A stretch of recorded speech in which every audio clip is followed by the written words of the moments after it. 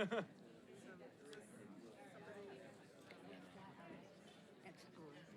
that? Mic is on. This mic is live. Yes.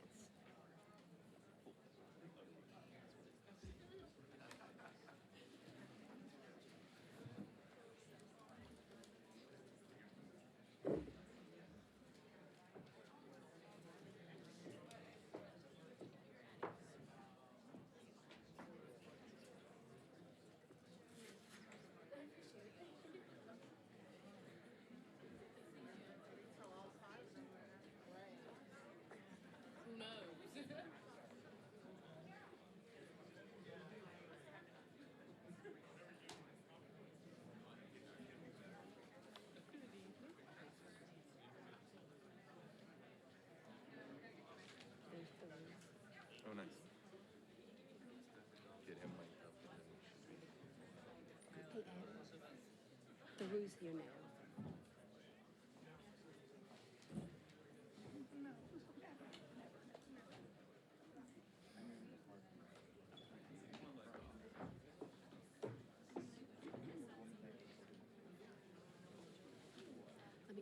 Let me know when to start. Oh, okay. Okay. Are you gonna address the crowd? Or are you gonna address the camera? I'm gonna address the crowd if that's okay. Are you gonna stand? Yes. Is that okay? Yeah. Or is it hard? Like if it's No, harder I'm for you just guys, I can just. I'm just gonna make sure you're in frame when you stand, so if you can stand for me. Just Okay, like sure.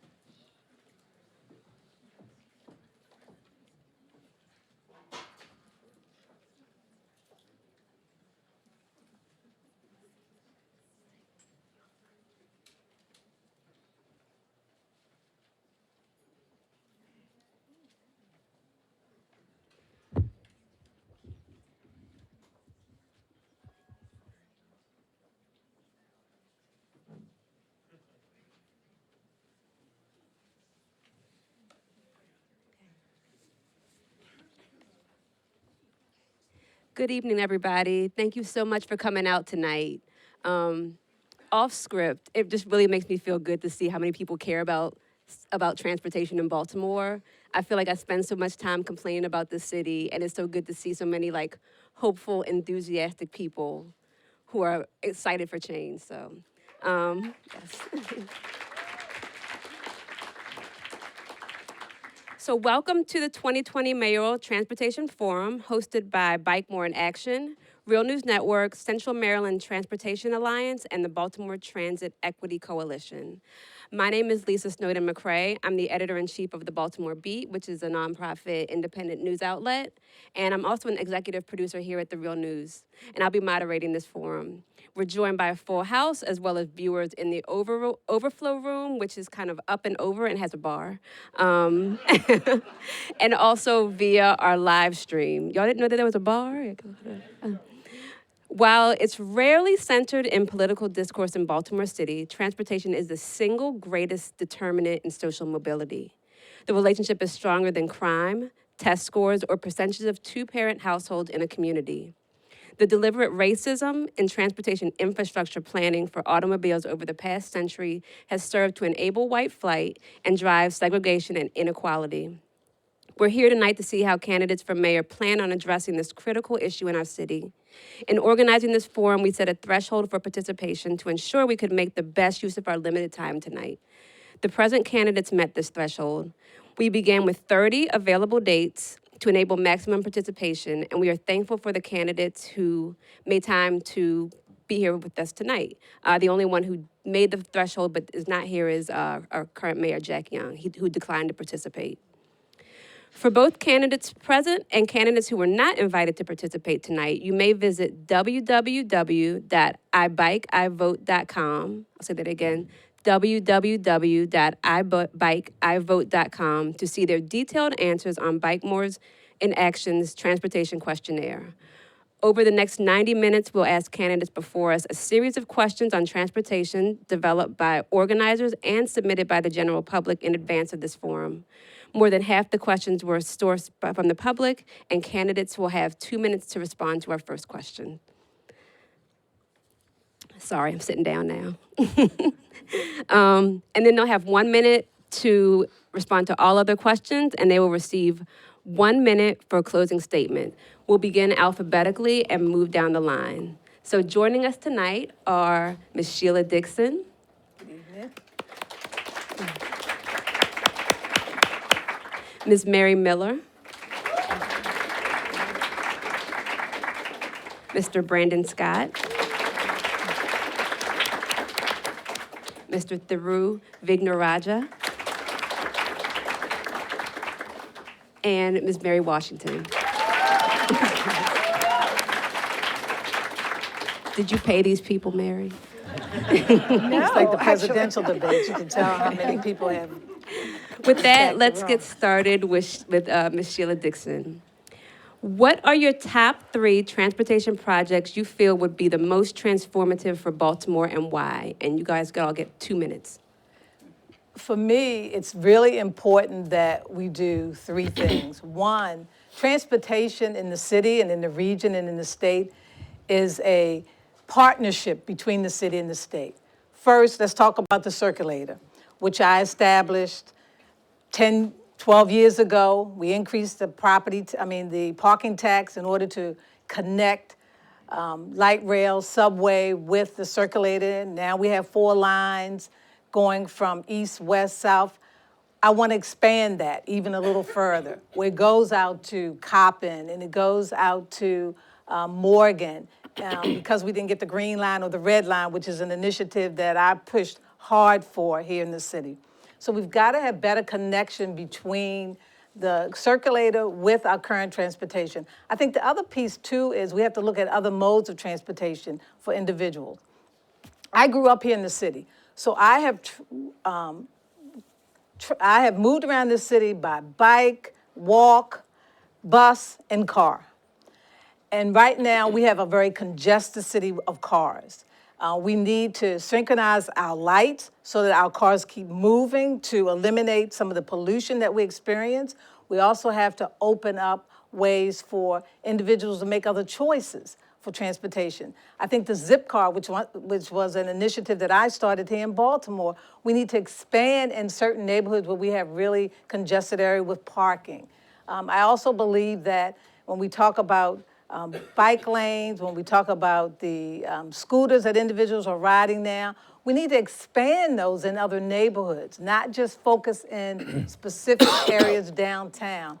And so those would be my top priorities. And last but not least, which I'm adding on a 4th, is our roads. I created Orange Cone, where we had contractors. Thank you so much. I try to respect the time. I want to go over a little, but I'm trying to respect it. I'll go back to finishing that. Ms. Miller? Well, thank you to Bikemore, to all of you for coming tonight, and Lisa for moderating this tonight.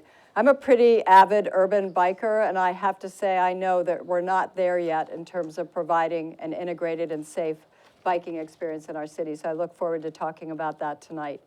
I did release earlier today a transportation plan for Baltimore, and I'll just tell you the top 3 ideas that I outlined there. In the first instance, I believe Baltimore needs to take more control of our transportation decisions, and I would support creating a regional transportation authority for Baltimore and the surrounding counties so that we will have more control. The second thing that I talk about in the plan is really improving the reliability and access of bus service across Baltimore. This morning, I took the bus from Poplar Grove Street in West Baltimore to my office, 3.5 miles. It took 48 minutes. I could have walked in that time.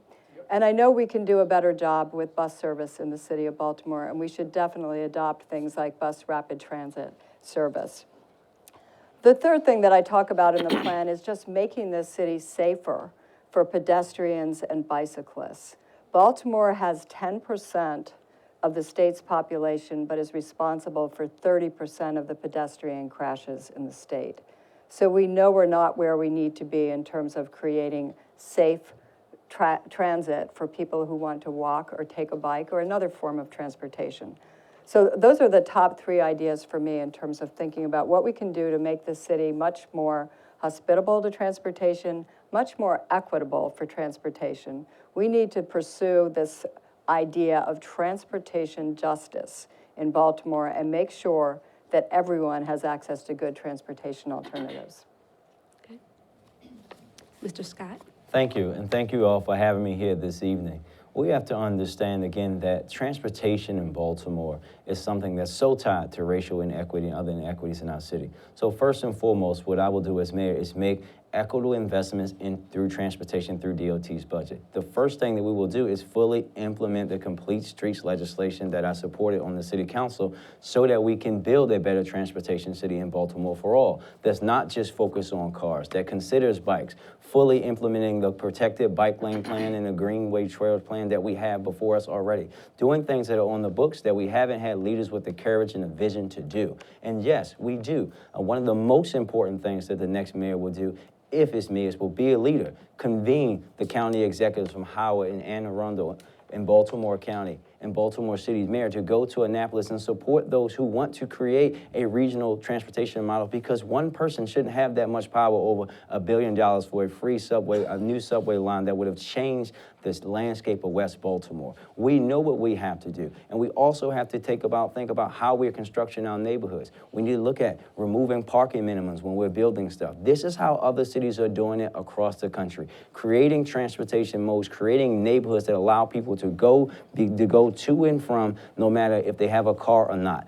In Baltimore City today, you have to have a car even to get to work. Not only are we going to expand the circulator east and west and above downtown, but we're going to create circulators that will get people from places like Mondawmin, from Lexington Market, from East Baltimore to the job hubs, whether it's out at Trade Point Atlantic or Port Covington comes or downtown, wherever people need to go from neighborhoods where they do not have transportation that they need, we will get them there. And I just wanted to keep saying that everything that we do will be done through a lens of equity. That's how we will make Baltimore a 21st century transportation city. Thank you. Mr. Vignarajah? Thank you, Lisa. Thank you, everyone, for coming this evening. My name, again, is Thiru Vignarajah, and I think it's really amazing how much consensus there likely is going to be about the kinds of commitments we have and how much enthusiasm there is in Baltimore for the importance of transit equity.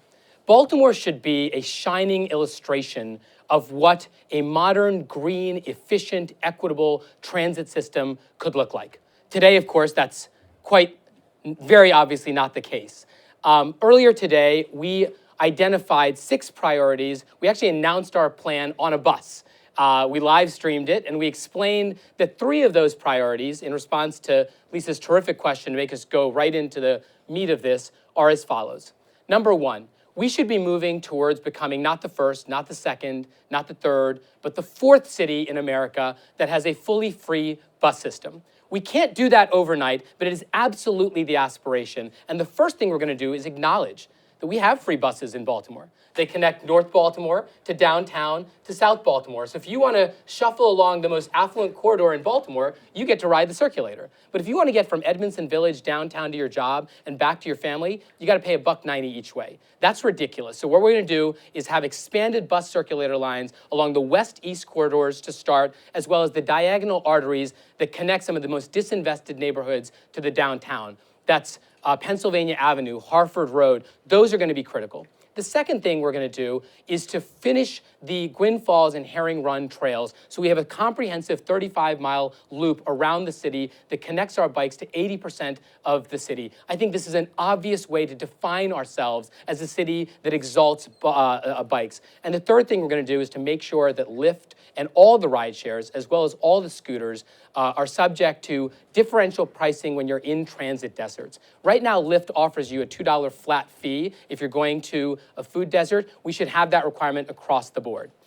Thank you so much. Ms. Washington? Good evening, everyone. Excited to be here today. I would start with, as your mayor, building the capacity and the power and energy in this room. one of the things that great transportation cities like New York have is like there's an identity, right, around transit. There is a coalition. There's a sense of this is what we all do. It doesn't matter how much money you make or what part of the city you are in, but that we all own and are a part of this public transportation system. And so through all of these great organizations that you have, we would convene a way in which we actively use the office of the mayor and the city council, our public service announcements. There'll be billboards everywhere that really talk about that we are a transit city, and get your ideas about how to do that. So then that's building the social capital needed, that then you use that social capital, that campaign-oriented capital, to then advocate, whether you're advocating to us as your city council, but then also advocating on the city at the statewide level to make sure that our budgeting priorities are reflected in the governor's office and in the state office as well as the second.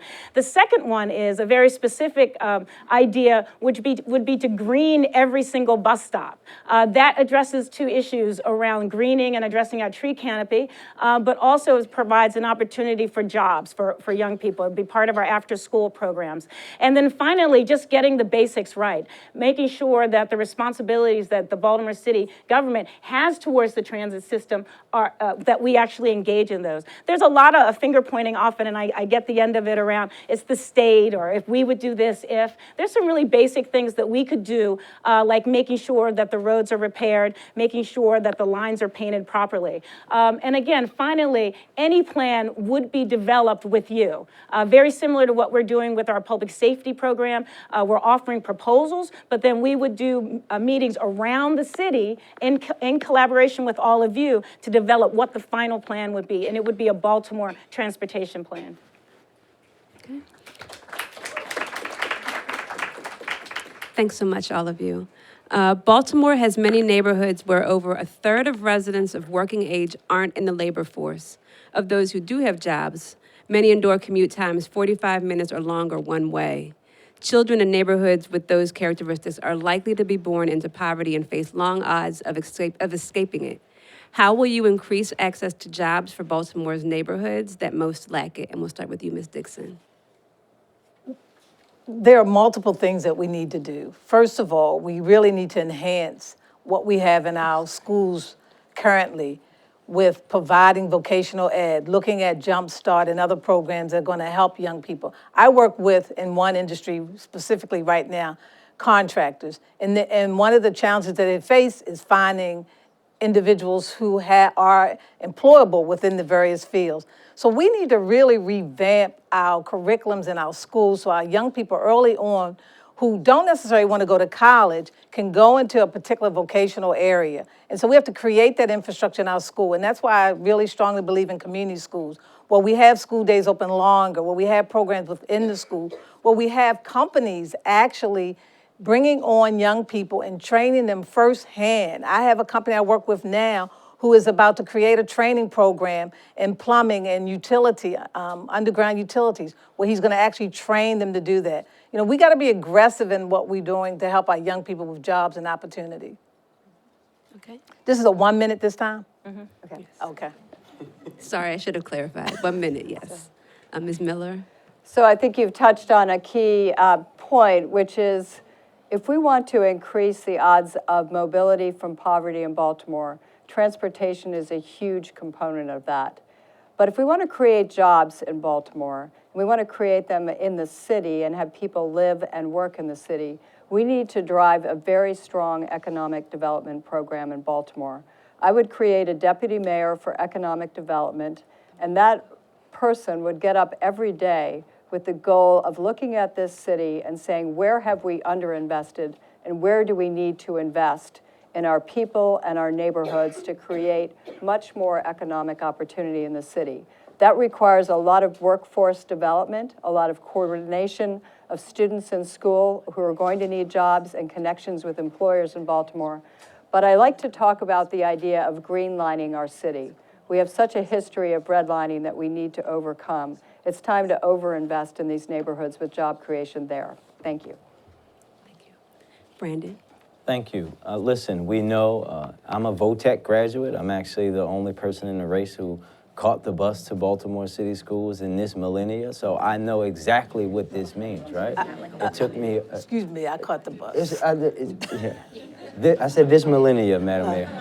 But I just want to clarify, though, I caught the bus. I know you did. Multiple buses.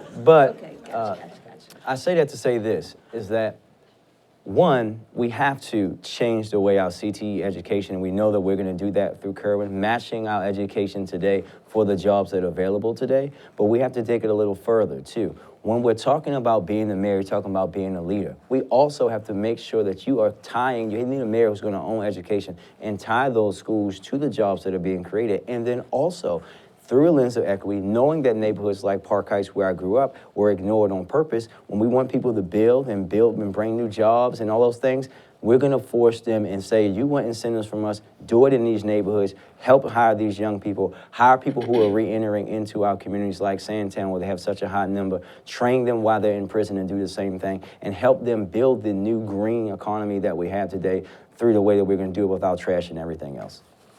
Thiru? You know, expanded circulator lines and free buses, as well as reduced prices for lifts as well as scooters in transit deserts will help. But Lisa actually focused us on this commute time problem in particular. We know that if the average commuter is more than 45 minutes, you're very likely going to lose your job, have a lower pay, and or move. All three of which are terrible outcomes for a city that's got a declining population and is trying to raise wages. So here are two additional things that I think we can do to address that in particular. First, as part of our plan, we want to follow the lead of cities like Copenhagen and other European cities that have dedicated public transit avenues. Especially in a city that has a grid makeup, we are capable of having Edmondson Avenue or Franklin Avenue be devoted to public transit for bikes and scooters and buses, and have a parallel road just for cars in order to make the commute times a little bit more accessible. The other thing we have to do is we have to acknowledge that in this day and age, lots and lots of people still have to get to work by walking. And we need to make sure that those commute times to the locations where the public transit is accessible as well. That means a lot more stops in a lot more places to make that commute time not about the walk and more about the ride. Thank you. Okay. Mary? All right, again, lots of ideas, but I'll just focus on one, would be to really, we're addressing the issue of the large commute time. And the fact that that statistic parallels the fact that the people that don't have access to public transportation. So what we have to do is create more jobs in our communities. So one of the things we can do is double down and invest in our small businesses that are currently here. So we do have to attract people from the outside, but there's a lot of that undervaluing of all of you who are setting up businesses, small businesses. There are a lot of incubators that are here in Baltimore. What we need to do as Baltimore and as mayor will develop incentives to keep those businesses here. That we have grand institutions, academic institutions, people that are doing all kinds of creative work. We create those jobs here, they're much more likely to hire someone in the neighborhood. So whether it's a brewery, whether you're a manufacturer where you're going to make furniture, whether you have the best thing, the latest best thing for a hair product. We have all of those small businesses, those cottage industries that are currently operating in Baltimore. We have to transform them into small businesses that are hiring in the neighborhoods. Thank you. And I will remind everybody that it's 1 minute for the rest of these questions until we get to the last one. So in 2018, the city adopted a Complete Streets ordinance recognized by Smart Growth America as one of the top complete streets projects in the country. What does Complete Streets mean to you, and how will the Complete Streets ordinance be incorporated into your transportation vision for the city? And we'll once again start with Ms. Dixon. To me, what it means is that you have streets that have workable sidewalks that are smooth for disabled as well as other individuals. You will have walkways, not just in some communities where they have stop signs for people to cross over, but in all neighborhoods where you have schools in particular. Because now what we do is, in Roland Park, you have walkways where you have stop signs for people to stop, but then over in Sandtown, you have those same walkways, but you have no stop signs. So we have to have equity I agree with Brandon on that. We have to have equity. Whatever we have in Roland Park, we have to have in Sandtown. We also have to make sure that we have connections, better connections. Like right now, there's a lot of construction going on in the city. And I know on Druid Lake Park Drive, where I would ride my bike a lot because of the work of the reservoir, they made part of the 29th Street or 28th Street blocked off, but you can't even get across the area to get over to the park. Because it's very dangerous. And so we've got to make it more walkable and user-friendly for all citizens of all capacities. Okay. Ms. Miller? So to me, the Complete Streets recommendations, and we're expecting, I guess, a final report this year, really address the issues of safety and quality of life in terms of transportation for residents in Baltimore. And I think that I will certainly support all of the ideas that I've seen raised through the Complete Streets initiative, but the most important thing is just to get it done.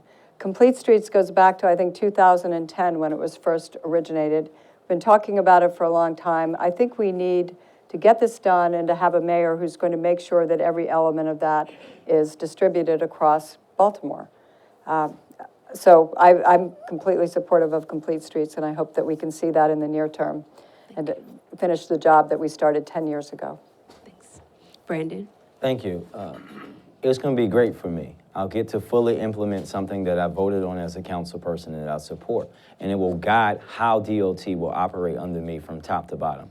The folks that I hire will come in, the agency director, the people working there will come in and understand what Complete Streets means and know that's how we're going to operate, so that we're building in Baltimore where we can have safe modes of transportation for everyone, where we have protected bike lanes, where we have more floating bus stops, where we have more east-west bus routes, where we're going to focus on trying to get more rail into Baltimore, where we're talking about getting rid of parking restrictions, where we're talking about building in places where we can have people do everything that they want to do, ride scooters, even if we can have a running lane for all I care. We have to create a 21st century city based on transportation. And you need a leader that will be able to do that. And most importantly, that leader has to be able to communicate with the community. That's one of the failures so far. But also that leader has to have the courage to do what's right, even if it's unpopular or even if it costs them their job. And that's something I'm willing to do. Thiru? You know, Complete Streets is more than just a package of terrific ideas. It's actually a representation of a change in paradigm for Baltimore City. Cities all across this country, cities all across the world, save a couple of cities in Europe and Asia, were built on this premise that cars were going to be the center. That was the center of how we designed things for the last 150 years. Complete Streets is laying the groundwork for not just the 21st century city, but a 22nd century city that allows us to put pedestrians and commuters first. It's this notion that their safety, their well-being, their quality of life, their commute times come before the interests of the cars. And that's aspirationally where we got to go, for all sorts of reasons, whether it's climate change, whether it's commute times, whether it's quality of life. We need to start building a city where you don't need cars as much. Those dedicated avenues that I propose were not just meant to get the buses faster from Edmondson Village downtown. It means a lot of people will skip the car and get on the bus so that we don't become as reliant as we have been forever on an invention of the past.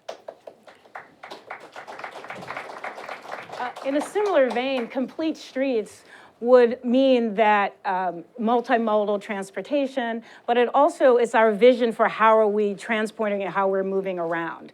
And also very specifically, having a city government and a mayor that have streets that are repaired, getting the basics right, making sure that the traffic lights are running properly, making sure that the trash is picked up, making sure that the bike lanes are the way they need to be, but also in my administration and all of us working together, we need to really take a step back and really look holistically at the entire system, every road, every park, every sidewalk, every curb, and not just sort of come up with a solution and another idea and just stick it on top. There's been a lot of that in this city. There's been a lot of siloed thinking. There's been a lot of incomplete projects. So complete would be for us to take a step back, not to delay, but actually to take a step back and assess where we are, and as a community of transit-oriented advocates, where we want to be. Okay. To combat climate change, legislation before City Council in the District of Columbia sets a goal of 50% of commutes by public transit and 25% increase in bike commuting by 2023. The bill requires transportation project funding to be justified against these goals. Should Baltimore City government pursue similar mandates to shift people away from driving alone? And if so, what would you propose? Yes, we do need to shift people from cars to other modes of transportation, but let's be realistic. We have a city of have and have-nots. And in most cases, when the city comes now, currently, not in the past, but when we started doing the bike lanes, there were certain communities in the Black community said, don't put them in my neighborhood because we can't afford, we don't ride bikes. And so we have to have equity across the city. It is not that way right now, just based on where the bike lanes are currently exist. You know, they exist in certain communities and not in other communities. I have been a biker since many of you weren't born. And when you didn't have to wear a helmet. And I rode all around, that was my mode of transportation. And so we've got to do a lot of educating and really get back to some basic fundamental things, because it's unfair that you have certain individuals who can afford to do it and some who can't. We also have an unhealthy city. We've got to get people back to living healthier, having access to food, fresh food, as well as getting out and exercising so that more people can bike.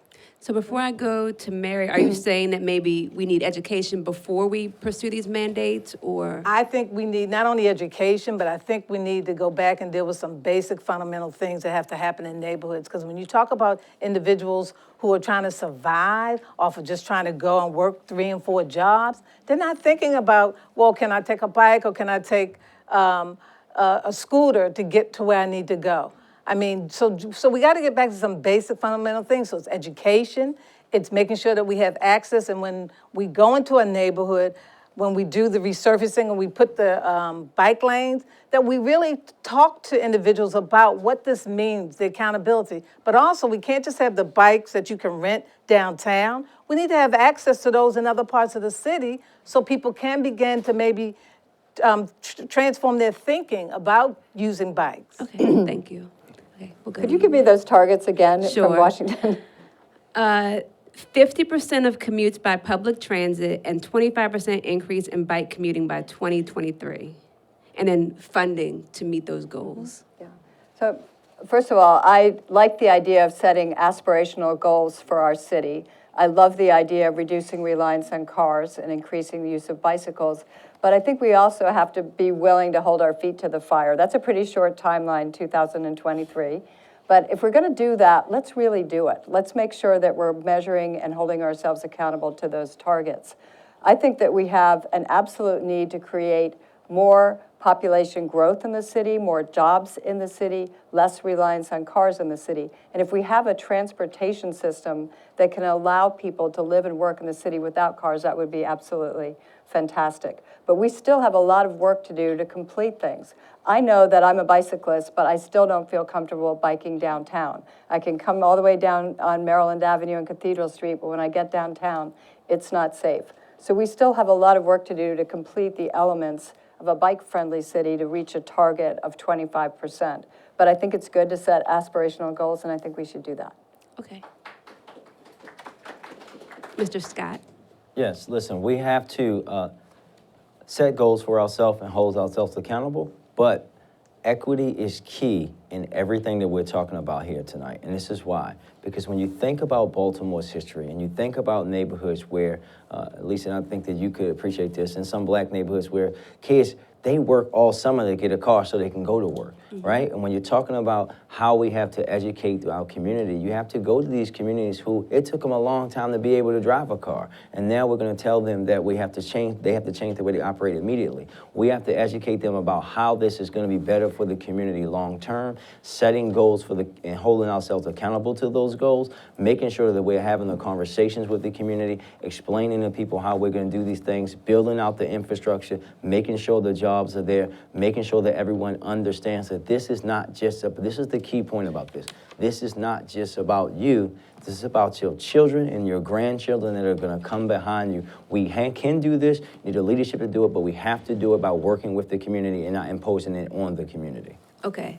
But so far, nobody's really said a specific, y'all seem to be a little nervous about the 2023. Like, Well, no, would there I think that, be yeah, I a think that specific date? we can definitely set the goals. I think that Okay. 2023 is a little too soon. And what we have to do is, again, once we set a goal, right? We set a goal, let's say if we say we're going to do that by 2026 or 2027, then you have to do the tough work of leadership, of working with our state partners to make sure that we're increasing funding for our buses, making sure that we are expanding our free buses around the city, making sure that we can have people travel to and back from school, back and forth to work, everywhere they need to go. But then also we have to do it through a lens of equity and racial equity in particular in Baltimore, so that the neighborhoods that have been the most impacted by this redlining are participating in this and is not just having it forced on them. Okay. You know, we're in a room of enthusiasts and experts, so you guys will correct me if there's more recent data, but I believe right now just under 70% of us rely on cars for our commutes. Just under 20% of us rely on public transportation for our commutes, and less than 1% rely on bikes for commuting. Those numbers need to be absolutely flipped. The problem is, when you talk about something like that by 2023, I actually really appreciate the candor of the people up here to say that's probably not realistic. That's a very, very big leap in a very, very short period of time. But we can all agree that that ought to be the aspiration. Some of the most prosperous, economically vibrant cities, functional in the world, New York City and London, have numbers that are far more aggressive than that, where public transit is the norm and cars are the exception. That is where we're headed, but we have to actually make the investments and make the commitments to do it. One of the things that we pledged was that we would do an audit of every agency, see where the money is being spent and being misspent. The other thing we have to do is a public city stat, so you have clear barometers every month on how we're doing, so that we can measure ourselves against these yardsticks and hold ourselves accountable to get there sooner rather than later. Okay. Ms. Washington? Yes, so I'm interested in could you give me the numbers too? Because I I think there's sure one can. we could actually do. Could you say that again? Sure. 50% of commutes by public transit and a 25% increase in bike commuting by 2023. Okay, so it's increasing 25%, so from 1% to 1.25%, we could definitely do that. so one of the things is you're mayor. I'm a quantitative sociologist. So if things are, we will absolutely set attainable goals, and so that one we can absolutely do. And then also what we could do, because I think it is important that you don't lay out your goals so far. Like maybe we really get there by 2030, but what can we actually do by 2023? And so some piece of that first goal we could absolutely do by 2023. And in our administration, as a part of that overall assessment, it will absolutely be that, hey, this is where we're going to go, but these are the little steps you need along the way. I was also a kindergarten teacher, so you need to give people stars every now and again. That like keeps them involved. You know, a little candy, a little stars. So that first little bit, yeah, we'll get that first one. I think we can definitely hit that. But the second one will be more aggressive, but that first section of it, we could probably increase it 10% and then move from there. Okay. Racism has proven over the years to be a persistent suppressor of investments in public transportation.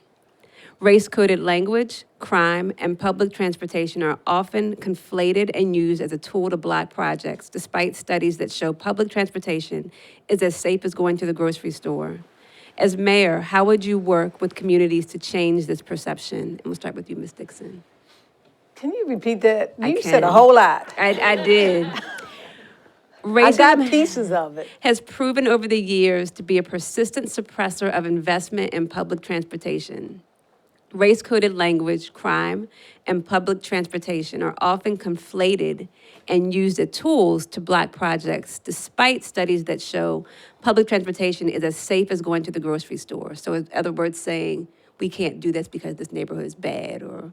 Well, I don't agree with that. You know, being born in Baltimore and living in a segregated and non-segregated community, first of all, we need to enhance our transportation options in certain neighborhoods like Sandtown, like Emerson Village, like Southwest Baltimore, Uplands, EBDI now has been able to expand that. So what we need to do is, and again, right now, our MTA system is run by the state. Now, I'm not making excuses, but you gotta have a mayor that not only has a vision, but is gonna go down to Annapolis and gonna sit down and communicate with the individuals that we need to make sure that when we create lines, new bus lines, that we accommodate those communities and those neighborhoods. We don't take them away from senior buildings on Utah and McMicken Street,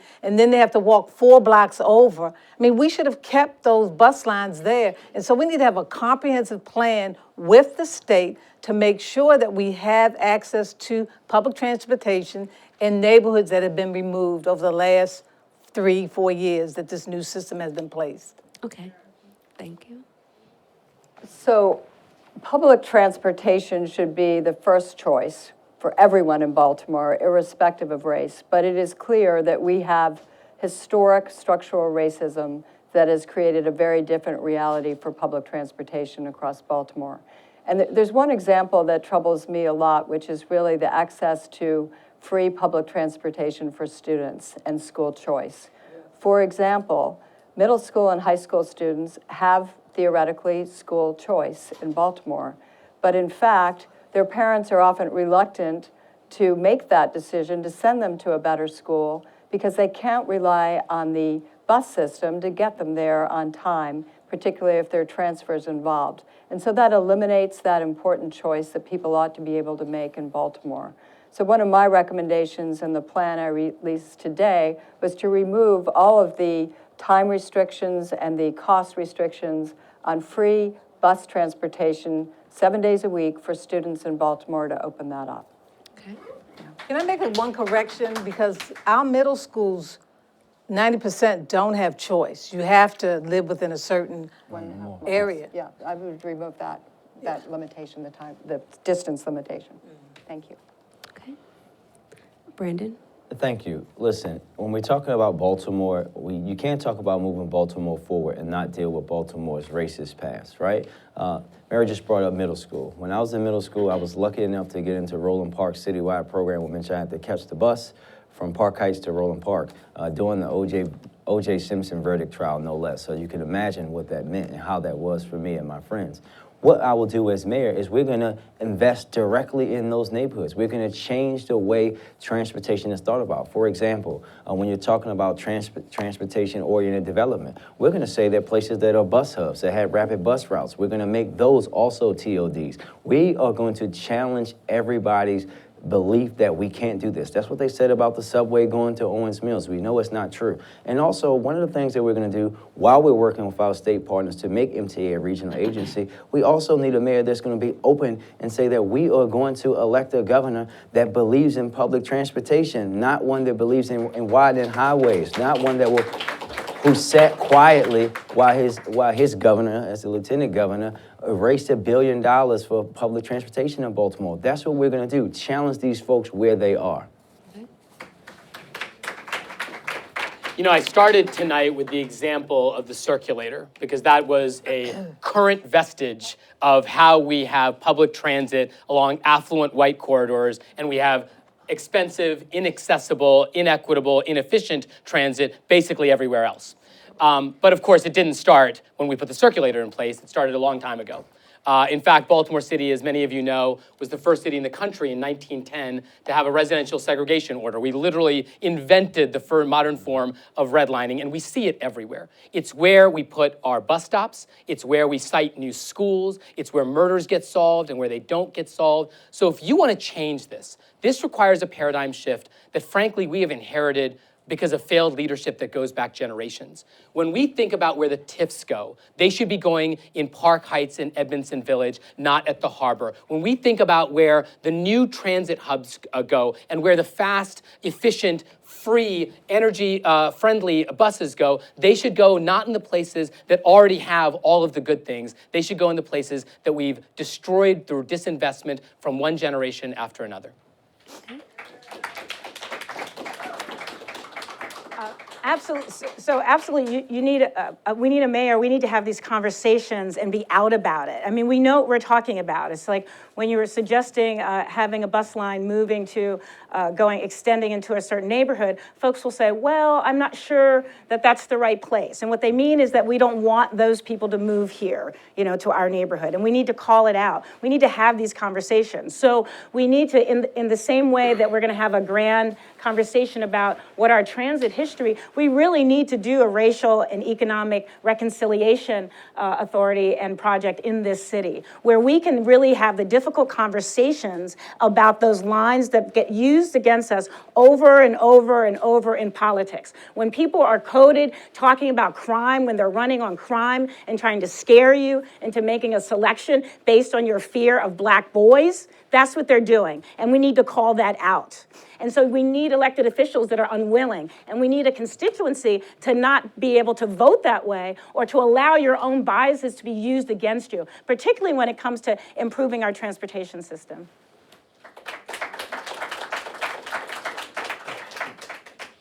Okay, I'm going to switch it up a little bit and start with you for this next one, Mary. Give Ms. Dixon a break. Often, transportation projects that are proven to promote safety and access to people who walk, bike, and take transit face strong opposition from community members or other city agencies. As mayor, if data and engineering best practices support a decision but politics don't, what do you do? I go with the right decision. I have a track record of doing that. You all know my record of being, I don't have a problem of being the only one with a position, right? But it gets back to having those honest conversations and believing in the intelligence and in the integrity, not only of my leadership, but in the honesty and the integrity of the people of Baltimore. I genuinely believe that if you make the argument properly, that you engage people in part of the solution, that they will be a part of that, and that they will agree to it. I did it as community association president. I did it as a state delegate. I do it as a state senator, and now I'm looking forward to doing that as the mayor. But it really is about taking the time to get people on board. You're absolutely right. You can't just impose something. We can't approach things with this kind of missionary perspective where I know what's best for you. People resent that because they feel that you don't value them. But if you come to them with the data, with the information, and they were part of the decision from the get-go, those types of oppositions just go away. So I'm the son of two city school math teachers, so numbers matter to me a lot. And data and science should lead our decision-making on so many different scores. And the war against those things is a bigger problem that we can talk about another day. But there's no question that that's what we have to focus on. But I think there's more to it. We actually can use data, we can use numbers to persuade people, to actually make things that seem unpopular more popular. Last summer, when scooters just arrived here, I was not a candidate. Mayor Pugh was doing a thing. I actually congratulated her for embracing scooters. And one of the things that was exciting about it is that Bird had promised to deliver us data on where these scooters were, so we could assess what we needed, where these scooters were going, what would happen. One of the things that we learned was actually that even when it gets cold, a huge amount of the scooters are still used because they're being used for commuting.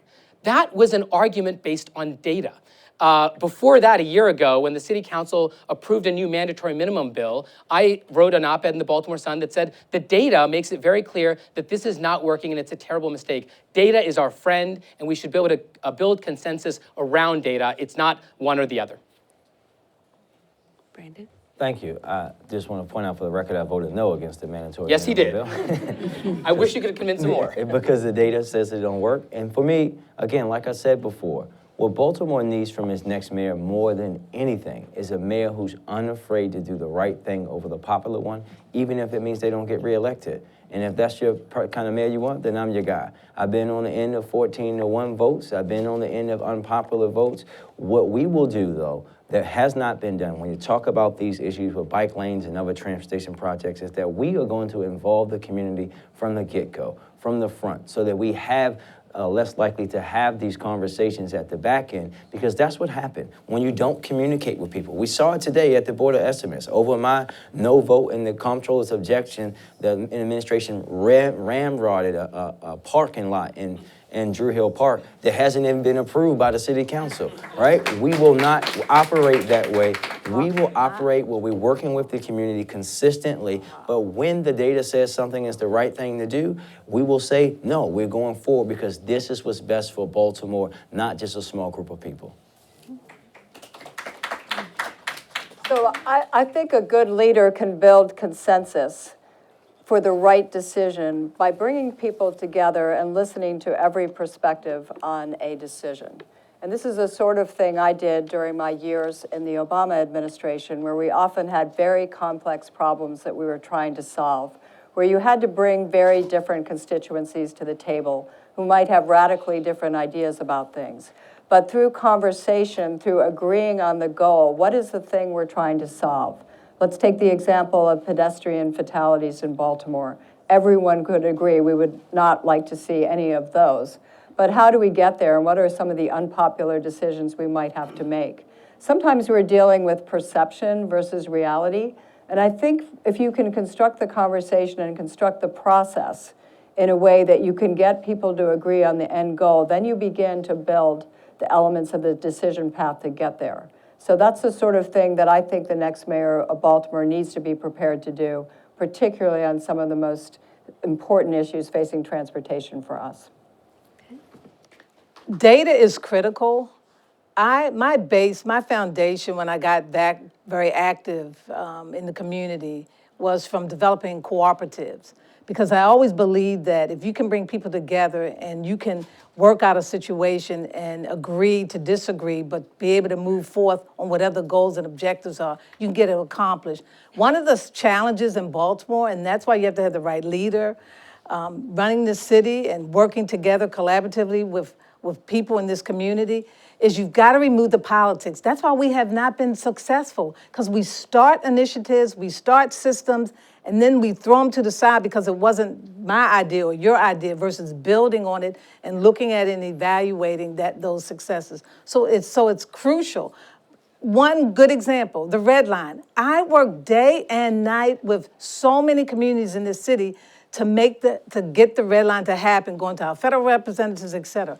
But Martin O'Malley wanted to run for president. If he would have had it shovel ready, then Governor Hogan would have had to have it happen. Just like the Purple Line. Purple Line was shovel ready, Red Line wasn't, so that's why he got rid of it. If it was ready, he would not have had another choice, and we would be a lot further than we are today. Okay. All right, we will once again start with Ms. Washington, if that's okay with you. The Charm City Circulator faces criticism that it duplicates MTA bus routes and serves neighborhoods that already have access to good public transportation. How does the Charm City Circulator fit into your vision of transportation in Baltimore? Well, it fits in the sense that we need to expand free and easily accessible transportation systems throughout the city. And again, it's about it fits into my earlier point of having a full system, not just an audit, because audit is kind of looking back, but also a risk assessment, looking forward to see what do we need, what do communities need, what does our complete streets plan call for, what does our commitment to setting the goals that we just stood for call for. And then also, what do we need to make sure that we're getting people to the jobs that they need to get to? So the circulator can be used, but it definitely needs to be reconfigured. We need to look at another way to fund it that can expand it. And then we also need to look at, do we need other systems altogether than just the circulator? So, I think I've mentioned it a couple of times, but I'll just make sure it's clear what my view is. I think, and this is a great opportunity maybe to build some consensus here. There's reporters in the room. I hope you guys will be able to correct me if I'm wrong. I think we're the first campaign to call for expanded free bus circulator lines, ultimately with the vision of going towards free buses across Baltimore City, joining Austin, joining Denver, joining Kansas City, across this country, as well as many, many cities in Europe. I think expanded free bus circulator lines is the first step as we get towards free buses across this city in every neighborhood. And I hope everybody up here can agree. That would be a little bit of consensus building, and maybe I'll put my colleagues on the spot and see if they can agree. Well, I guess, for me, Mr. Vignarajah, there, if you just Google Brandon Scott Circulator, there has been no person in city government that's been more critical of the inequity of the Baltimore City, Charm City Circulator than myself. And actually, I said at a budget hearing, I can't even remember what year it was, that if we talking about expanding this to Bel Air Road, North Avenue, Pennsylvania Avenue, then we can do that. So you're not the first, but I agree. All right, Brandon's the first. Yeah, Great idea. Yeah. We have to do it. We have to do it. And we have to do it because we know it's the right thing to do. Listen, in Baltimore, in a city where you can get out of you can live in Locust Point, right, and be someone that's making $200,000-$300,000 a year and get on a free bus and come downtown to work. But if you live in Sandtown where you're making $12 an hour, you have to pay for a monthly pass, that's just wrong. That's what we're talking about undoing here. So we agree. This is something that we have to do, and we will do it, and we will do it starting day one by challenging DOT to think about what they're doing in a more equitable way. So I don't really understand what the mission of the circulator is today. It's this, we have this odd hybrid of this free bus system that sits on top of the MTA system in Baltimore with clearly no equity in terms of serving the east-west corridors of the city, the Black Butterfly neighborhoods that could definitely benefit from free bus service. So I think we have to go back to the beginning and say, what have we built here? It's the reason why I think it would be very good for Baltimore to move to a regional transportation authority where we can rethink the whole system, all of the corridors of transit that support the city and the surrounding counties, but to take control of this and think, where are we trying to go? I think free bus service would be great, and I'm watching the other cities across the country that are trying that, but we need a financially sound plan to do that.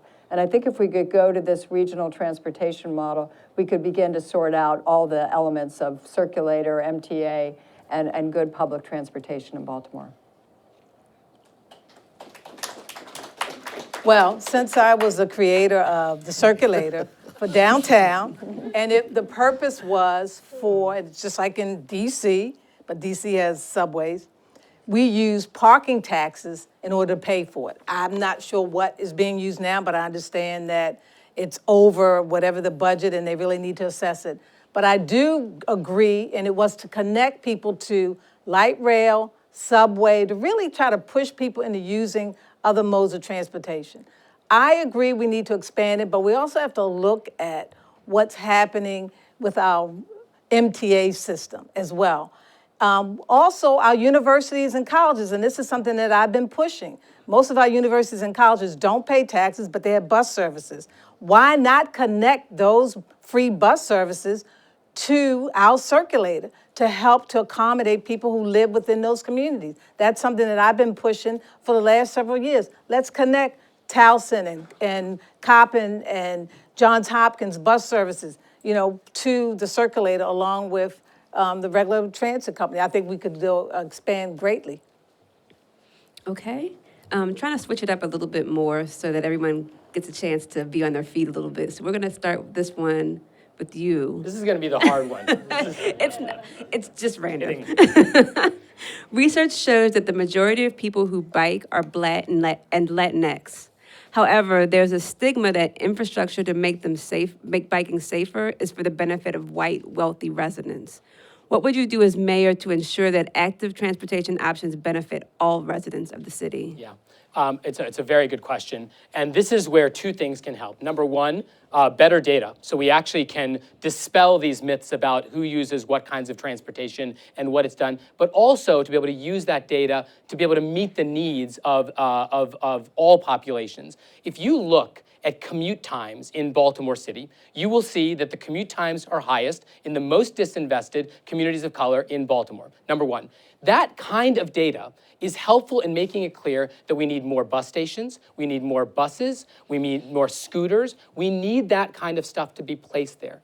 So the first thing that I think we have to do is to make sure we use that kind of data that is available to us today In that op-ed, it's a funny op-ed, it's called like A Good Day in Birdland, you can search for it. It talks about how scooters provide us with a live way of gathering data about usage rates all across the city, so long as the scooters are actually distributed all across the city. If you ride the Blue Line or the 40 coming in west, you will see a bus full of people that is slower and less reliable than the buses that come north-south. That's unacceptable, and we have to dispel that with data. Okay. Lisa, Brandon? can you repeat the question, Sure. please? Research shows that the majority of people who bike are Black and Latinx. However, there's a stigma that infrastructure to make biking safer is only for the benefit of white, wealthy residents.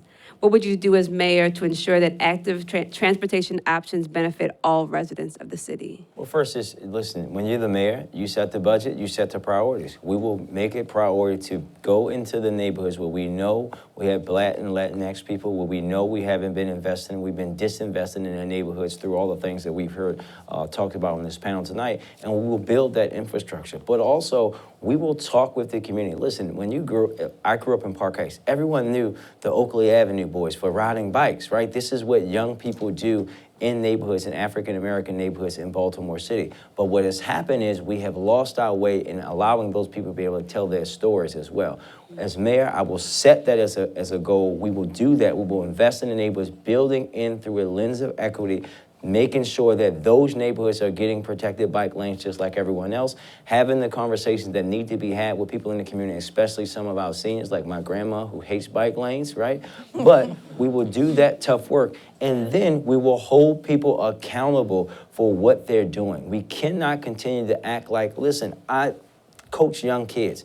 They don't want to have a driver's license. That's the reality. We have to build the world that they want to live in. You just need the leader to do it. Okay.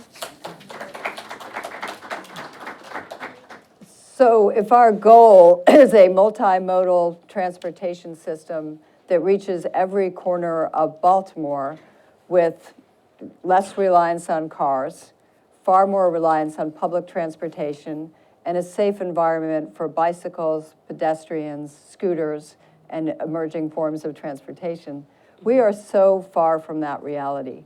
When I go around Baltimore, I see where the protected bike lanes are, and I go to other neighborhoods where I see nothing. And I don't see that we are in any measure providing equal access to public transportation and all these other methods and modes of transportation. So again, I come back to my concept of greenlining. We are going to have to overcompensate to go into the areas of the city that have not been built to enjoy these amenities. And we're going to have to make sure that as we develop, for example, separated bike lane networks, that they reach every corner of Baltimore. And this, again, is looking at things through the lens of equity and inclusion in the city. When we talk about equity and inclusion, I think I made this comment earlier, we also have to talk about educating our communities in certain neighborhoods. And as I said earlier, Brandon's grandmother doesn't like the bike lanes. There are a lot of people who don't like the bike lanes because in growing up, a lot of people didn't ride bikes. So we got to kind of go back to some basic fundamental things. When I was young and a child, where I could ride my bike to school, and you had a place to park your bike. My nephew goes to Roland Park. My great nephew goes to Roland Park. So his father parks the car and lets him ride his scooter because all the kids ride their scooters. Well, we have to kind of accommodate kids in Sandtown and other areas to have that same infrastructure and invite individuals in to educate parents about doing that. People are trying to survive today in certain neighborhoods and communities. And so we've got to be able to afford them the opportunity and to grow and to learn these things. One of the things that we did on a daily basis was every Friday we invited people from all over the city, no matter where they live, to go riding with us at 6 a.m. to do the trails of that the city had. And we did that to expose people to what we had, the beauty of this city. So that it's really about educating and reaching out to people. Okay. Brandon, we will start with, I'm sorry. I just said that I wasn't going to do that, and then I did it. No Go ahead. problem. So what this question really is about, right, is that framing. And our earlier point about how our biases, our racial biases, our economic biases, are used to destroy really good public policy. So sort of race interest in making it sure that people who are white and environmentalists never really join politically along with the people that are with African Americans and Latinx that are actually needing and using bike lanes. And so these racial divisions keep us from developing really good public policy. So it's really about making sure that we are engaging in multiracial coalition building around every single thing we need to do in this community. And so that is about us breaking down segregation in our communities, making sure that our young people are in schools together, making sure that we're being open and honest about these. And so that gets back to my earlier idea about we need a racial and economic reconciliation coalition commission for this city to really heal those wounds that were caused by redlining, that were caused by HUD, that were caused by the anti-miscegenation laws that were passed for the first time in Maryland. We have a long history to repair, but I am very confident that all of the people in this room and across our city, we can do it. Thank you. And sorry for almost forgetting. Okay, Mr. Scott, we'll start with you for this next one, if that's okay. While Baltimoreans rely on transit every day, most elected officials and senior agency staff rarely use it. In fact, many of our city's traffic engineers, planners, and other agency staff don't live in the city at all. What will you do to ensure elected officials and agency staff relate to the lived experience of daily transit riders? And we'll start with you and then go. Thank you. This is actually something that is near and dear to my heart. The thing I was most angry about when I became council president is that I had to, like, this vehicle that I'm going to take. One, we have to reimagine the city's fleet, right? That's what we will do. Thinking about the kind of cars and the vehicles that the city has, making sure that those who need cars, we're looking at energy and fuel-efficient vehicles, hybrid electric cars. That's the kind of stuff that we have to push through the city's fleet. Also, when you talk about the employees that are coming to work, right now we incentivize and allow them to have these parking passes. Well, we should be able to change that, allow them to invest that money in monthly passes for MTA and other ways to get to work and incentivizing them to use public transportation. That will be something that we will do day one to make sure that we are not continuing to force all employees to take cars, because we know what that adds. That adds more cars downtown, that adds pollution, that adds all these negative things that continue to happen. We will start that leadership at the top of my administration by doing the assessment and also making sure that we're doing the innovative things of allowing employees to get to work in a different way. I think it's a great question to ask. What incentives do we create for making Baltimore a transportation-centric city that's really taking control of its own destiny? And I think having people that live and work in the city is one point to start with. So encouraging people to work on these problems and to join city government and to work on transportation planning who have some skin in the game and live in Baltimore is just an excellent starting point. It's, again, coming back to my idea that we really do need to take control locally.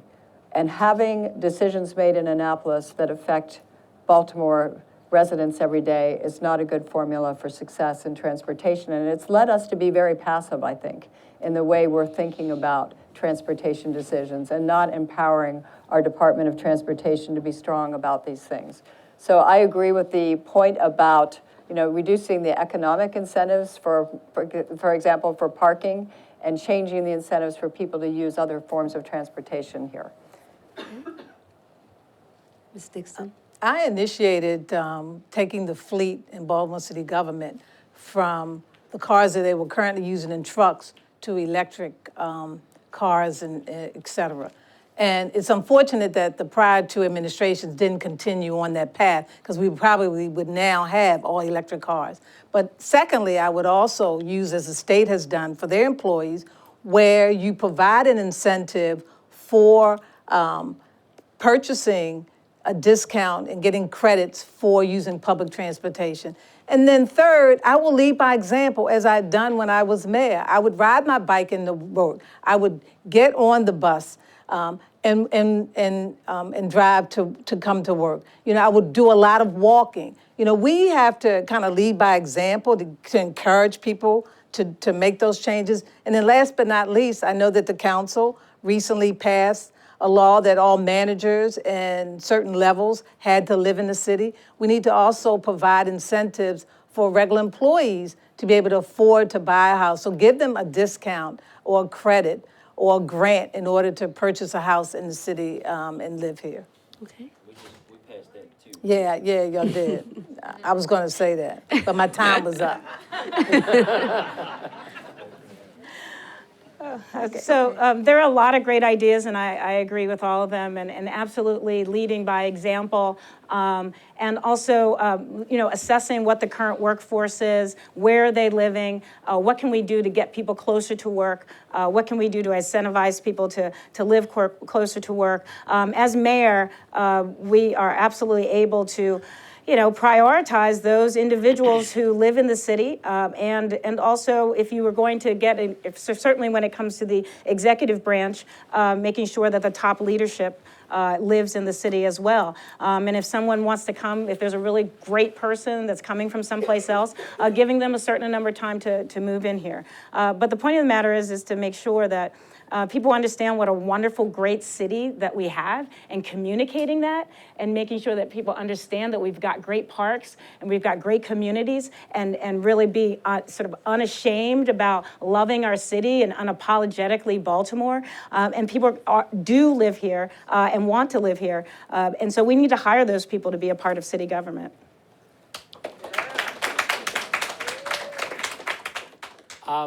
You know, in the next few weeks, the census will confirm that Baltimore is the only city in the country that is declining in population and is smaller in 2020 than we were in 1920. A city of nearly 1 million people is now below 600,000. We need to get people to come to Baltimore for all sorts of reasons. And there's lots of reasons they're leaving. There's lots of reasons they're not coming. But we ought to do everything we can to encourage people to call Baltimore home. Last week, we announced a plan to rebuild and re-energize and bring back the Dollar Homes program.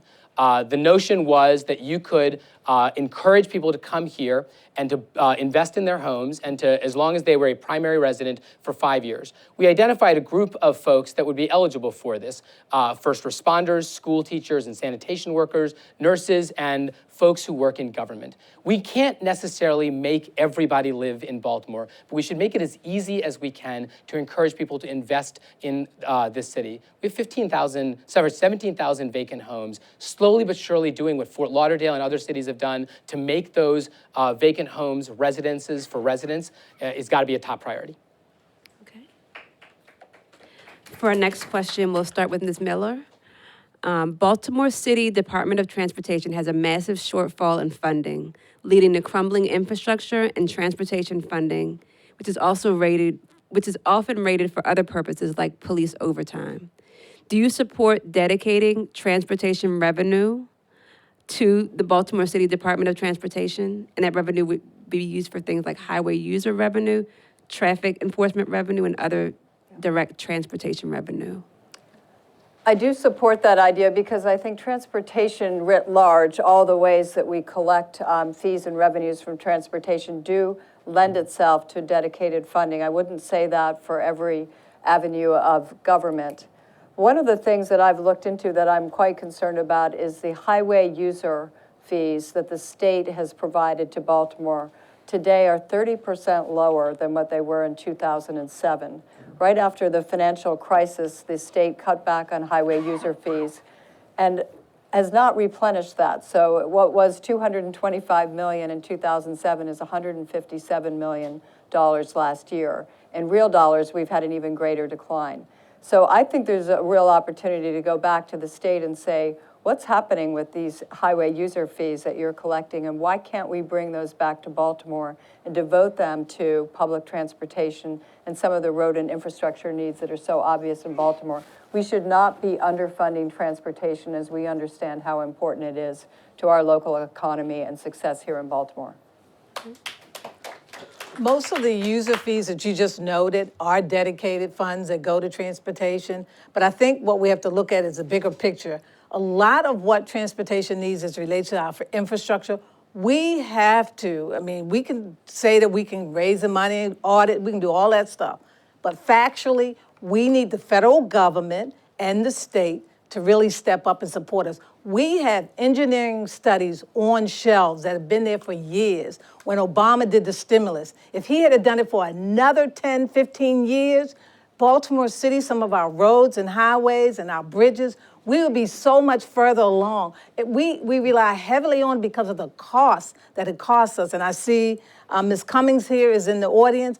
Our federal representative, that's what they need to be fighting for at the federal level. That's why we need to have the right president of the United States to understand that we need at the local level money from the federal government for our infrastructure. We can play about this, we can talk about we're gonna do the audits and all that, but a lot of that money is accountable that has to come from the federal government and our state. Ms. Washington? Yes. So one of the things I have to make sure that you understand, so I spent 4 years on the Appropriations Committee, 4 years on Ways and Means, and we absolutely, in the state government, we absolutely, everything that we do in the city is a combination of state, federal, as well as local revenue, local sources. There's no us just doing it on our own. No city does that. So when it comes to the highway user revenue, what you should know is part of the reason why there was the decline was the good thing. There's two things. One, there was a reduce in the amount of gas. So it's basically a fuel tax. It's generated from fuel. So the price of fuel went down. So that is in part why the state's allocation went down. So it's really important for you to have a mayor that really understands how state, local, and federal funding interacts in those sources. Now, having said that, Baltimore City has then not used those highway user revenues in the way that they originally negotiated. They were supposed to be used to maintain all the main roads that were formerly state roads and now they're city roads. And we end up using it to support economic development in other parts of the city. And so what we need to do is use the highway user revenues for what they were intended, but the reduction was not simply the state of Maryland smacking Baltimore, although they have smacked us many times. Okay. But this is the one time where it really was just a function of inflows not accounting for, not being as much as it was before. Okay, thank you. You know, this is a tricky question. I actually really appreciate it because it's starting to show some contrasts among us. Because on this topic, I think I do disagree a little bit. One of the dangers with earmarking funds for a particular thing is then you raise fees within that particular revenue stream to pay for things. If you say you can only rebuild your water system and your sewage system with water bill money, then your water bills go up. If you believe that your roads and bridges can only be built with revenue from these particular streams, then you start becoming reliant on that. What Baltimore needs is what other cities in America have done, which is a New Deal, a genuine big investment in rebuilding our roads and bridges, in rebuilding our water and sewage system. DC borrows $500 million a year to invest in its infrastructure. They know that the return on investment for that is well worth it, and they know you can't rebuild roads. You can't build a red line by here and there nickel and diming, doing red cameras here, speed cameras there. That's not the way you fund major infrastructure projects. We've got to do it in a bigger, bolder way, and that's something that we've outlined as well. Okay. So when you talk about this, I think we have a lot of great points being made. First and foremost, you cannot talk about infrastructure investment in Baltimore and not talk about the feds in the state. I just finished chairing the National League of Cities Large Cities Council, where I had to lead and wrangle mayors and council leaders across the country. And this is what we do at NLC. We go to DC to fight to get them to do something that they've been talking about my entire life, and that's do it in.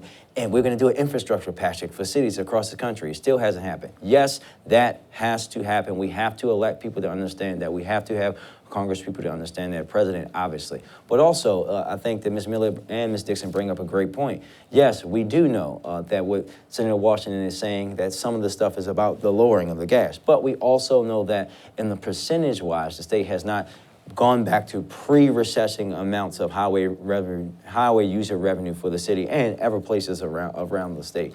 But the city itself also has to better manage its resources and make sure that we're investing in our roads and make sure that this Operation Orange Cone is done in a way that builds on our strength and make sure that we are attacking the issue head on. We have to combine all of the efforts to make sure that we're doing the right thing by everyone at every level. Thank you for mentioning Orange Cone. I knew you would Okay. like that. We got about 2 more questions, and this one is spicy. What she said? This one is spicy. And we're gonna start with you, Ms. Dixon. Oh, wow. The spicy one. Cities across the country are tearing urban freeways down. A 2009 study estimates that maintenance on the Jones Falls Expressway will cost hundreds of millions of dollars. Neighborhoods across the city from Old Town to Mount Vernon and Johnston Square point to the JFX as a barrier to economic stability and growth. Do you believe in investing hundreds of millions of city dollars every few decades in maintaining the Jones Falls Expressway? Or are you ready to build a coalition to tear it down? Well, since that study was in 2009, and I'm extremely and very familiar with it, we need to tear it down, and we need to tear down the highway to nowhere, because there's a disconnect there as well since we didn't get the red line. So I'm in agreement, and this is where we can take Thiru's idea and go to our federal government as well as, and I only looked at you because you worked for Obama, and leverage that money with going after and finding either through the opportunity zone investment to really begin to develop that area. We have a prime opportunity to do that now. The study's there. We now have to be aggressive. You have to have the kind of leadership and vision to really go after and make that happen. But I support it. I'm very familiar with it, and I do support it. I think it could be a tremendous asset. But we can't just do Jones Falls. We got to do the highway to nowhere to make that piece connected as well. Okay. Ms. Miller? Sure. I love this question. My graduate work was in city and regional planning, and when I look at what the Jones Falls did to Baltimore in terms of cutting the city in half and breaking neighborhoods apart and creating, dysfunctional access across the city, it's really, really unfortunate. I would love to see us take the bottom part of the Jones Falls, which is very dangerous because of the curves, and lower that to street level and start slowing it down as you approach the city with street lights and just make it a boulevard that could be a beautiful entrance into downtown Baltimore as opposed to this elevated highway that is creating such separation. So that would be my idea for the Jones Falls. And then on the highway to nowhere, I think that would also be good to dismantle. We might also think about, the High Line example in New York of trying to do something interesting with it, with a park or making it more of a community benefit as opposed to an eyesore. Connected now. Mark? Thank you. I don't think it's going to be as spicy as you thought. I guess not. So for me, and happy birthday, Mom, if you're watching. Today is my mom's 58th birthday. Happy birthday. But she also, my mom as a child, was on an accident on the Jones Falls where she flew out of the window, right? So she almost died, so it's very personal for me. Yes, we have to reimagine what happens on the Jones Falls and the highway to nowhere. And we can tear it down, I'm all for that, or we can also reimagine the way we use it, right? We can make it. Who says that we can't make it into a busway where only buses can go down like other cities? Who say that we can't combine and have it be bus and bike transit? Like, we can do all of these kind of great things. And for the highway to nowhere, we have the West Baltimore MARC station there. What would it look like if we were smart as a city and we had either a bus shuttle or even a rail shuttle that went from that MARC station downtown to Lexington Market, and we can build and invest in that neighborhood right there, investing in that black neighborhood, allowing those people to stay and being able to travel to DC and to downtown Baltimore in a quick and efficient way. The 2009 study is a great starting point, but there are now models all across the country. Highline is a great example of how you can take infrastructure projects from another era and reimagine them and repurpose them. I'm not prepared to tell you that we're gonna tear it down without a clear plan that there's lots of community consensus around. This is one of those generational decisions that everybody should be a part of. The mayor should not be making this decision unilaterally. The mayor shouldn't be committing to this decision unilaterally. I was in law school in Cambridge coverage, and the big build, that whatever it was called, was a horror show because they had not thought through the consequences of taking a major infrastructure project and reimagining it and repurposing it. The Big Dig, that's what it's called. Those things are really, really significant decisions. There are lots of ways we can do it. I like Mary's idea. I think the things that Brandon's alluding to, but there has to be a 2020, 2021 conversation about what the options are, and we need to build consensus around that. There needs to be lots of people, the city council, the state, the feds, that all come together around a new plan for what we could do in the next century with that. There are lots of yes, that's a good one too. There are lots of places in our city where these concrete bowls, roads, have destroyed our communities. We should look at all the gateways into our communities. So when you're coming up, for example, when you're coming up 95, and look at what those highways and those ramps have done to Brooklyn and Curtis Bay, and how they've separated that part of our city.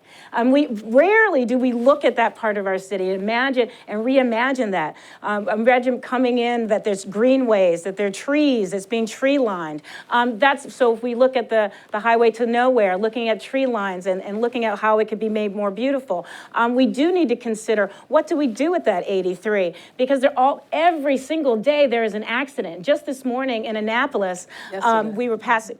I'm sorry. Oh, we were looking to. We're passing legislation to put more signs up to slow down, to try to figure out how to make that less dangerous. So not only is it an eyesore, it's actually dangerous. So we need to look at all of the gateways. But again, these are opportunities for jobs. Right? These are opportunities for improving our transit. And these are opportunities for us to figure out what kind of Baltimore we want for the future. So this is our last question, and all the candidates get 2 minutes. And then once everyone's answered, you all get 1 minute for kind of a closing statement. And we'll start with you, Ms. Dixon. Baltimore's economic strength depends in great part on transportation infrastructure that accompanies community and economic development. Yet it seems that our city's elected officials, including our state delegation, members of city council, and the mayor are not on the same page and don't share the same powerful vision of a modern, equitable transportation system for Baltimore's future.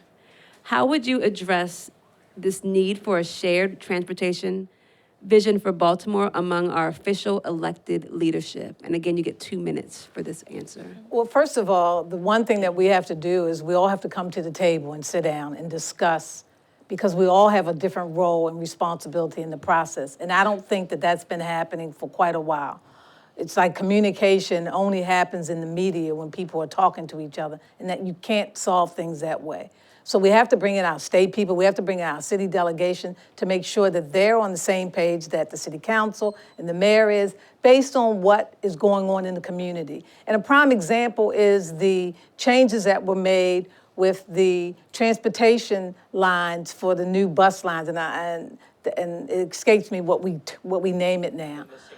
The bus link, the missing link. Well, it is missing. And it was clear that even though there were public meetings about changing the bus lines, people still did not know. And that's a prime example of where we lack communication.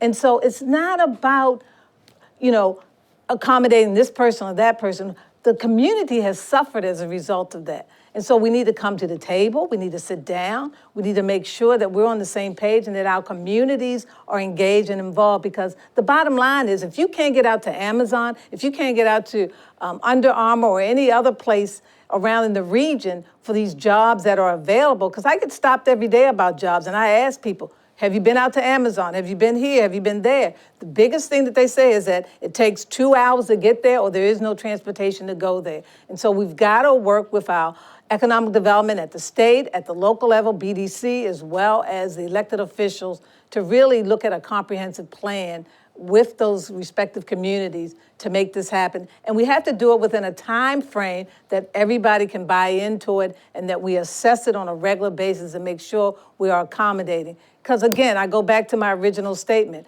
We have bus lines at senior buildings that used to be there that are now gone, and now seniors have to walk 3 and 4 blocks away, and they're afraid because of the crime that happens in their community. So we've got a huge job to do in that respect. Okay. So I look at Baltimore and I call this the city of fits and starts, where we have good ideas, but we don't seem to complete them or sustain them.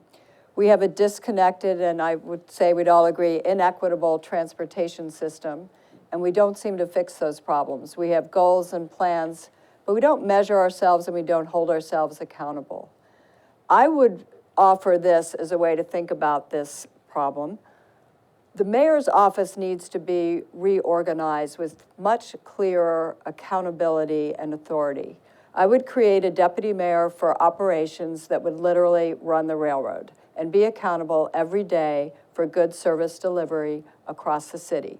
I would create a deputy mayor for economic development whose only job is to come in every day and think about how are we driving growth in this city and creating jobs and economic opportunity. I would create a deputy mayor for equity and inclusion so that every decision we make on operations and economic development is made looking at the actual impact of those decisions across this city and population. And finally, I would create a deputy mayor for intergovernmental relations. We do not have control of our destiny with the state on way too many issues, but particularly with transportation. It's why I'm advocating for a regional transportation authority. But we also leave a lot of money on the table from the federal government. When I was in the Obama administration, I used to pick up the phone and call Baltimore and say, here's a grant program that you are eligible for, and I will help you get this. And I would get no response. We need to have someone who is managing these relationships Or me. and getting things done. So I think clearer authority, lines of communication, measuring things, setting ambitious goals. Yes, I like aspirational goals, but I also want to hold ourselves accountable so that the years don't go by, and we haven't achieved things. So, Lisa, your question was about building consensus and working together across the elected officials in the city. Mm-hmm. And I think that what I would tell you is that in my time, especially when I think about the city council that I currently now preside over, Councilwoman Pat Clark has been on the city council off and on longer than I've been alive. And what she says now that she has never been more proud to work with city council than the one that she currently serves on today, because even when we don't agree, we communicate and we bring people together. As the leader of that body, I'm going to take that. Senator Washington can attest. We already have the relationships with the folks in Annapolis. We talk to each other. We talk and communicate. The mayor has to be a convener and leader. No. Never are all the elected officials in the city going to always agree on something, and nor should they be. The citizens shouldn't want that, because healthy discussion where people don't take things personal in order to come up with the best product, the best policy, the best grant, the best anything for the city of Baltimore is what the citizens should be demanding of its elected officials. However, what we have had at the top recently in the mayor's office are people who have been egomaniacs, meaning that if it's not their way, it doesn't happen, right? Senator Washington had to vote 2 and 3 times on police redistricting bills because the former mayor didn't want them to pass because it was my idea. That's not the kind of leadership we need. We need leadership that understands the issues that we're talking about here today, that we're talking about building a 21st century city where transportation, no matter how you want to get there, car, walk, run, bike, scooter, is embedded into how we operate our city government. Yes, we're going to build a better city government from top to bottom. We're going to do all of that, but we also have to do the work of working with our counterparts at the local, state, and federal levels, communicating consistently, meeting consistently with each other, so that in every instance possible, we can come to consensus. And when we don't take things personal and then hold up legislation, because what happens is the city suffers, not that elected official.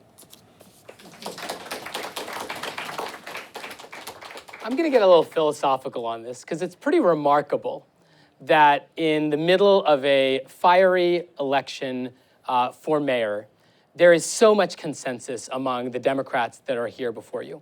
I think I can count on one hand the number of issues that there's some fundamental disagreement when it comes to transit. that is a terrific opportunity that we should be seizing. There are lots of other topics that I do think that there is going to be disagreements on how we fight crime, what we do with respect to our schools, what we can do on taxes. But on transit, you heard today a display of widespread consensus. So what's the mayor supposed to do in a circumstance like that? Because there are so many good things going in Baltimore that don't get the attention of the headlines. What we instead realize is that we have this perception, and there's some truth to this, that you've got this failing $3.5 billion corporation in need of a turnaround CEO. But even when a turnaround CEO comes in, they don't fire 15,000 employees. They bring in 4 things. Number one, they come in with a set of priorities. You've heard ours, and there are some differences in what the top priority is, the most important transit issue is.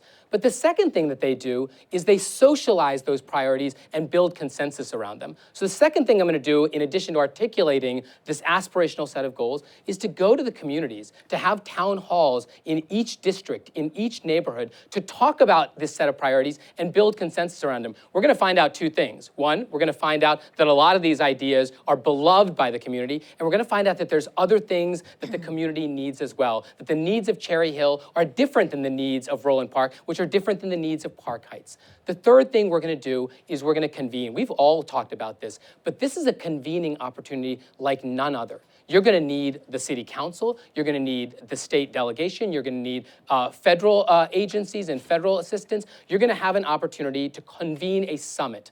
And then the last thing you're going to need to do is to make sure you hold yourselves accountable, to set goals, to set barometers, and to say, if we don't hit that mark, don't blame Annapolis, don't blame DC, blame me, because this is my job, and this is the job I want to have. So this one is really easy for me. It will be that I will do what I will have always done. I was a community association president, right? So then I ran to be the delegate, and then I ran to be, wanted more work, I wanted more work with the same pay. So I ran to be the senator, and I'm in regular dialogue with our federal delegation, with our senators, with our community associations. And one of the things that I've learned in all of those positions, which what I would bring to this position as mayor, is that if you want somebody to show up, you don't just pick up the phone, you ring their doorbell. You go to their community meeting. You say, I want you here. You can't miss this opportunity. I'm going to send people out to find you. And you look around the table and then you see who's missing. That's what you do. That's what I've always done. That's how you build coalition. I know as a state representative, I have not had a mayor that has, in my term, where we got a understanding of what the city wanted to do. We got a meeting like December, whereas our session is in January. Well, as mayor, we need to be meeting with our city delegation all the time. We should break down those silos. We will be meeting with the city council. Because I've served in a legislative body, as mayor, I know how important the legislative body is. I believe in checks and balances between the executive, the legislative, and the judiciary. And so I would also serve to build the capacity and balance the power between the city council and the mayor. And then we all get together and we do maybe a brewery tour, and we do a bike tour. But the thing is, it's about relationships. It's not just about structures. We all have talked about having various types of administrative structures, but it's really about being committed to a belief in what government is. And government is people, and government are the people who are served. And so as the leader of that government, you have to convey a humility and a relentless pursuit of participation. If you don't do that, then that is the greatest threat to democracy. That is the threat to people not feeling that they can be part of making a change in this city. And as mayor of this city, you will always know that I value your opinion, I value who you are, and you will be reflective in every decision we make.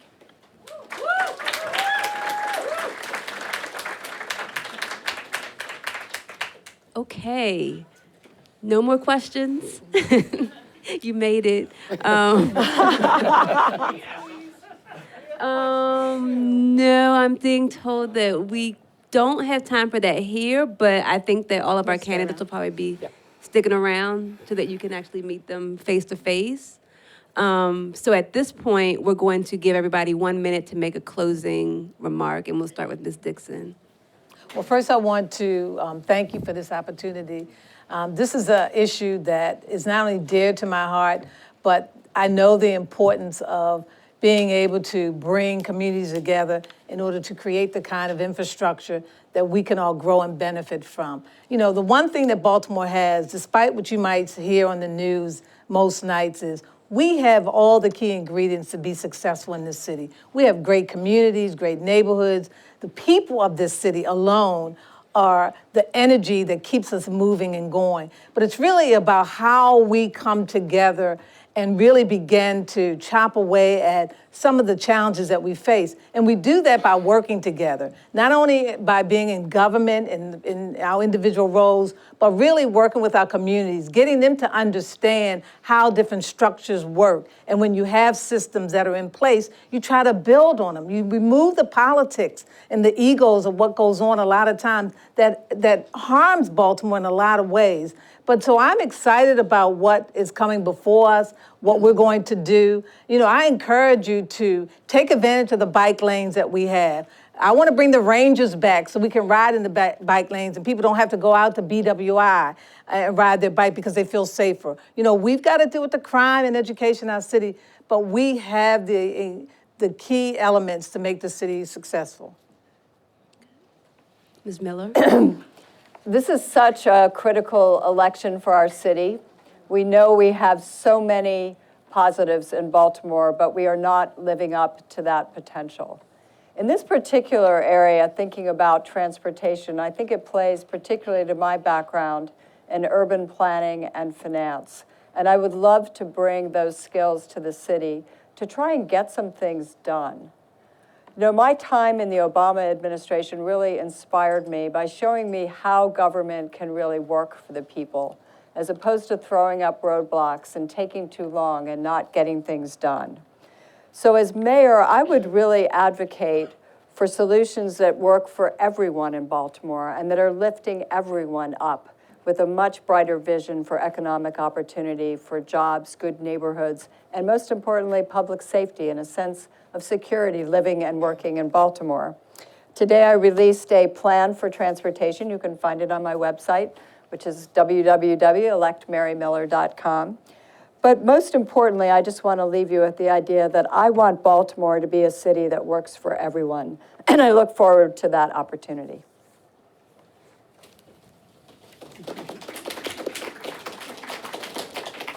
First, thank you all for being here. Thank you, Bikemore, Real News Network, everyone involved for having this important forum on this important topic. This is the most important election in Baltimore in over a generation. This election is not just about who the next mayor will be, but what kind of mayor they will be. Will the next mayor be the leader of a new generation, a 21st century mayor that understands deeply, has proven time again in voting on these issues around transportation that Baltimore has to change the way we think and operate. And that's exactly what we will do in my administration. We will invest in DOT's infrastructure through a lens of equity. We will make sure that we're uplifting the other modes of transportation, finishing our bikeways, finishing our greenways. We will make sure that we reprioritize the way that everything DOT does to be not based simply around cars, but how we're going to get people to and from in a 21st century way. And last but most importantly, we will be accountable to the people with every dollar, every program, every minute spent of my administration will be held accountable so that you can hold me, the mayor, accountable for whatever DOT does and does not do. If it's okay, I'm going to close with a story from Baltimore's history that I think is about both transit and leadership. In the early days of the Republic, we had an advantage over every other American city. We had the westernmost deepwater port. The next westernmost deepwater port was Hudson Harbor, New York City. And for the first 100 years of the Republic, we competed for commerce from Europe. You got to give credit to leaders in New York City. They conceived of and constructed the second greatest infrastructure project in American history. They built the Erie Canal. With shovels and spades, they dug a 1,000-mile ditch from Hudson Harbor to the Great Lakes, and you could suddenly go from London to New York to Chicago without ever getting off your boat. It was a huge advantage, and they started to surge ahead. Well, our leaders responded by conceiving of and constructing the greatest infrastructure project in American history. They built the first leg of the American Railroad. They made those decisions. It was an extraordinary moment, and for the second 100 years, we were right there. They made those decisions because they didn't make judgments or investments based on polling or press conferences or the next election. They knew they wouldn't be there at the ribbon cutting. They knew they wouldn't ride that first train, but they made those decisions anyway. I respectfully submit we haven't had that kind of leadership in a generation, but that's the kind of leadership that Baltimore desperately needs. So thank you all so much for being here tonight. I'm extremely excited about the opportunities that really reimagining transportation in this city and creating a culture of transportation, a transportation identity, and that as mayor, if you choose to have me be your mayor, I will work closely to ensure that we do that. Look, this is a very important election. We do need to decide if we're going to move from the failed practices of the past, if we're going to make a real change, if we're going to make a clean break. We need to make sure that we're ending corruption. We need to make sure that we're restoring people's faith in making government work on some very basic levels. And we also have to be really honest about the ways in which we have failed each other. But at the same time, we need to be invigorated and excited about those possibilities of taking those challenges as opportunities to grow. And I have done that throughout my career. I've demonstrated a commitment to be full of integrity, to work hard, to take you and value you for who you are, and to be always open and honest about who I am. I'm asking for your vote for mayor because our best days are ahead of us, but they're going to be a challenge. But we can do it and we can be successful together.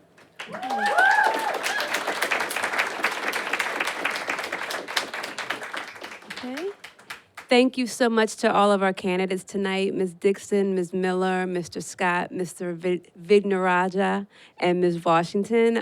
Thank you to Bikemore in Action, Real News Network, the Central Maryland Transportation Alliance, and the Baltimore Transit Equity Coalition. I have a few things to plug. Next Tuesday, I will be talking to Erica Green of The Sun and also the New York Times about journalism, what it is and how we do it. So please come out. And more importantly, that bar that I was talking about upstairs, they are keeping it open. So it's upstairs in Studio 4 if you are looking to kind of continue the conversation and have a glass of wine or something. Thank you, everybody.